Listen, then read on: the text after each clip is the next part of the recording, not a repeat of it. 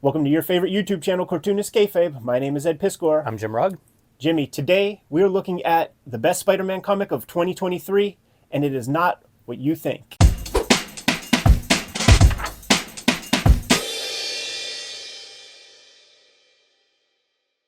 Cartoonist Kayfabe is partially brought to you by the Cartoonist Kayfabe Patreon. There are 3 different levels that will give you access to our videos early, and at the King Kayfaber level, you will get access to all of our videos first because you will be sitting in on the recording session. This will help mitigate the Kayfabe effect, which is we have a big following, we show off a book like we're going to do today, and a lot of people want that book. You want to be the first ones in line before it disappears or go up in price. That is known as the Kayfabe effect. So check out our Patreon, see which level suits you best. We are also a daily YouTube comics channel, have about 1,500 plus videos under our belt, and you can search all of those on our Cartoonist Kayfabe YouTube homepage. Enter in your favorite comic book title or favorite cartoonist and see if we have a video for you. All right, Ed, today's going to be one of those special ones that maybe this book gets a little bit hard to find. This is the Spider-Man 2 bootleg by Marty, Keane, and Superhero Comics is where you can find these online, superherocomics.com. We have a video where we look at the first bootleg Spider-Man that Marty made. It's a fantastic comic. We had a lot of fun when it showed up. Kind of a surprise, and Spider-Man 2 bootleg, also a surprise. Showed up in the mailbox this week, and we actually changed plans on what to record so that we could talk about this one. He upped the ante. He added some more stakes, some more characters and things, and taking it to another level. One thing I do have to say about drawing fetish and drawing tropes and things to draw, the hand pressure on glass is something that I love to see. I think it's a very observant thing to draw, and I like to see people putting that thought. There's a window here, and you see that hand press, and you could tell the difference of the color. Yeah, I'm with you. It's really good, and it makes me wonder, where did I first see that? Because I do remember it standing out as being that's awesome. Yeah. And it probably wasn't the person who invented it, but it was the first time I saw it and was yeah, brilliant. All right, so you see all your credits in here, October 2023. This is a new book, so like I said, go track it down, maybe right now. About a dozen King Kayfabers in a chat have reported that they scooped up the bootlegs, so he doesn't have infinite copies. Marty does. And if you remember the first issue, you remember Mary Jane, a little bit of a bigger girl. Yeah, poor Zoftig, I think they used to call her back in the old Victorian days. And he is beating up the puss with his 8 legs. And there is a sex move called the Spider-Man, which is one of those mythic, like the Pittsburgh Platter. Everybody has a name, but nobody does it. But here we go, man. Spider-Man and Batman are going to be teaming up here. You see the Batman and Spider-Man created by credits. You see the title, The Spider and the Bat. So last issue, Spider-Man basically dispatched with his enemies. Should be taking it easy. Could be retired at this point. Should be a hero that's celebrated for ridding the streets of all these criminals. Using duotone, using that very probably the best approach of duotone I've seen from somebody who's not using duotone sheets. It has that noise to it that creates an impression of hand produced. It's really great, and if you go one step further, he's also printing on non-white paper. So you really do get a lot of texture out of this combination. Yeah, it's like diploma paper or something like that, man. So it's a good package. He publishes a lot of stuff, and it's some of the best feeling kind of self-published comics out there. Doing the Spider-Man deal and abiding by the Steve Ditko 9 panels and the sort of left to right structure of a Steve Ditko paced story. I don't know if Marty's intentional about that. I don't know how deep he goes, but it's definitely here. There's a lot of stuff that I like about his artwork. Spider-Man's face. One, the characteristic of Spider-Man is this insect head. I enjoy that quite a bit. But even these panels of Spider-Man upside down watching TV and the TV being drawn in a different line style than the character that's 3-dimensional or meant to be 3-dimensional. Little things like the starburst around him. A lot of good stuff in here from a visual standpoint. That's a pretty sharp drawing. I like his Spider-Man too. He does this thing with the eyes that I haven't seen before where they're almost shiny. Yeah, and it's the Ryoichi Ikegami Spider-Man. So the eyes are different. It's much like slits. It's become my favorite. That's become like my favorite Spider-Man. I've seen versions where he's in shadow and stuff, and he just looks great. Yeah, we recently talked to Kelly Jones, and Kelly Jones says, like, when you draw a character, you got to draw him like you invented him. Yes. And Marty created his own Spider-Man. Yeah, that was a great point in the Kelly Jones talk, and you're right about that. Even the like the spider sense, it's perfect. Totally. Now, like Marty, he's doing his thing, man. He got no editor, all of that kind of thing. And storytelling needs shored up a bit here and there. It's not perfect. So like these bits where, he's aiming the hand, you see the thwip, and what's happening is somebody's getting kind of pulled out of their car. But if you could show more elements in the same panels, it sells the storytelling much more. I was confused by this in the first read, had to kind of like be like, wait a minute, what happened? Yeah. And then you realize Spider-Man's stealing this guy's car. I think the solve is a panel where maybe we see the thwip hit the guy in the head. Exactly. Something like that. It wouldn't be a lot, but there's just something missing. That's what I'm saying. There's like all these disparate pieces, and then the more you can integrate them within the panels, you show the cause and effect, you'll be good, because there's something missing right in between here. Yeah. Again, like these choices, though, like good composition of Spider-Man being framed by the full moon, put it in the full moon zine, but it's a good panel, very easy to read, a small Spider-Man figure. And the story is he's jealous because he's not getting the credit he deserves, and Batman is the focal point on the evening news. So he's going to go confront. I love Spider-Man driving down the road in a convertible and it's raining. It's such a perfect comic joke, but also like totally dumb. It's an argument also, like there's subtle stuff to that whole idea, because of course if Batman gets rid of the Joker, then there's no reason for there to be a Batman, and there's no reason for a Joker to exist if there isn't a Batman. Frank Miller told you that, man. Like Joker's just chilling in Arkham, but the second that the cape and cowl go back on, that smile shows up on that guy's face. Man, it's such a good stylized Spider-Man, and not one that I've seen before. And you think like Spider-Man's been drawn by 10,000 people, maybe? Right. And that might not even be an exaggeration with all the versions and models created for movies and just all the books that have been done. And I feel like I haven't seen that one yet. The closest one to that, as far as I can recall, is in Marvel UK. There was a comic called like Die Cut or something that had a Spider-Man and Venom show up. And you know how those British dudes would kind of like go off model.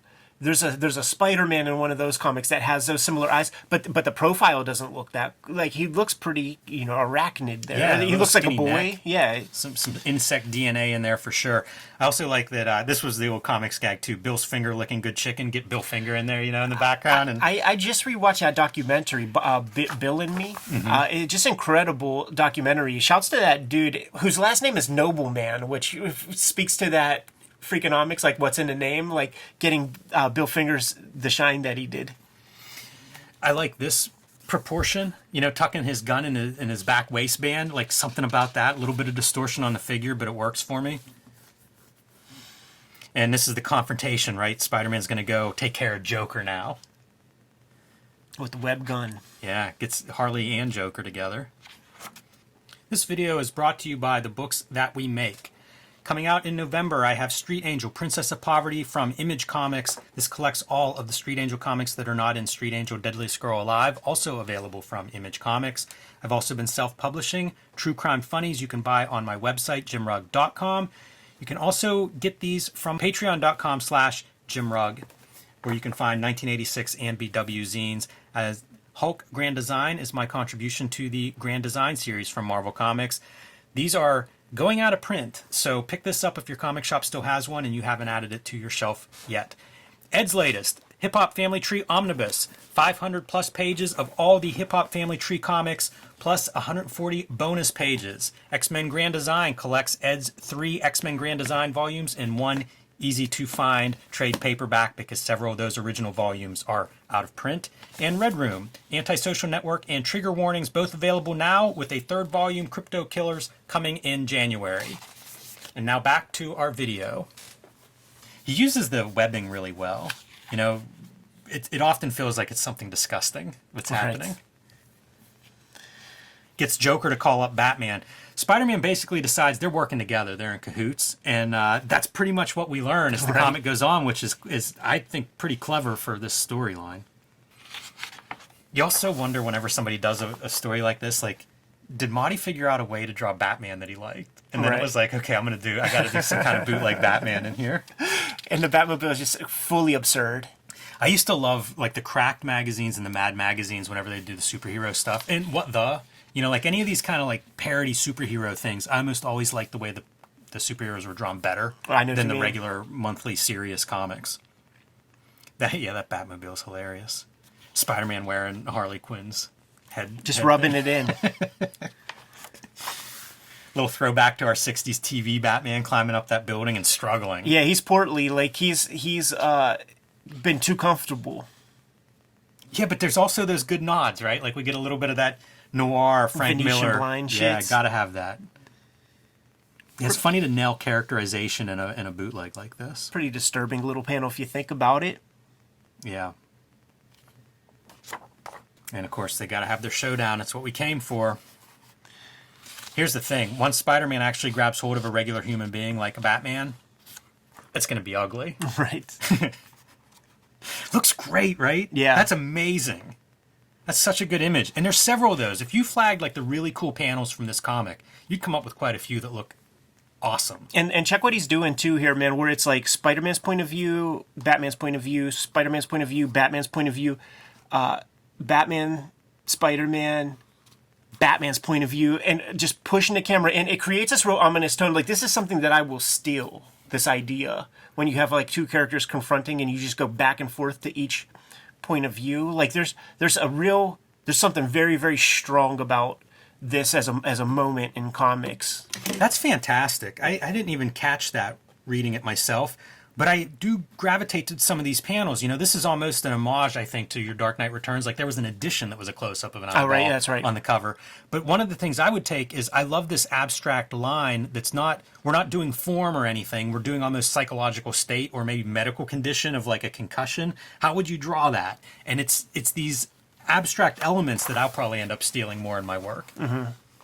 And of course, the money shot. Playing with some spatter.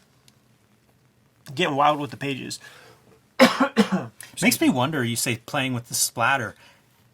I don't know what's digital and what's on paper. Right. You know, for having talked to Marty and stuff, it does make me wonder, like, clearly this duo shade, as you mentioned, is something that's added digitally. Mm-hmm. Is it all done digitally? Right. I don't know. I'm not sure about that. Right. And you could achieve that by just you could do it practically and then scan in that sheet of spatter and use it as you need. Yeah, definitely. But then there's stuff like that where it feels like it's really a part of the, it doesn't feel like he's isolating, lasso tooling a bunch of spatter from a sheet. Yeah, it makes me wonder. I do like the overall aesthetic to this. I find so pleasing, and it's nice that he's not just doing bootlegs, right? Because that aesthetic extends to, here we go. You know, like, this is the other thing. Show your work, man. Put your name down. Got the new issue, and here's the thing about Marty's work that really puts him on our radar. Well, I'll speak for myself. The dude is putting in the work, fucking leveling up. Every single new comic that he sends our way, the work is leveling up in exponential terms. He hasn't yet reached that level of like plateau growth where it's like very slow growth.